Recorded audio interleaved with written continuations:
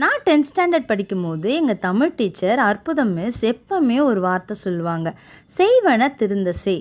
அதாவது நம்ம எதை செஞ்சாலுமே பர்ஃபெக்டாக டெடிகேட்டிவாக செய்யணும் அப்படின்னு சொல்லிகிட்டே இருப்பாங்க.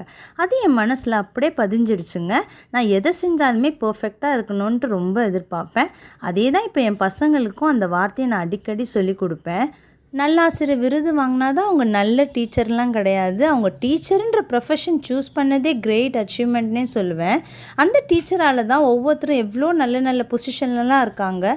கண்டிப்பாக ஒரு டீச்சர் ஒரு ஸ்டூடெண்ட்டோட லைஃப்பில் ஏதாவது ஒரு இம்பேக்ட் கண்டிப்பாக க்ரியேட் பண்ணியிருப்பாங்க.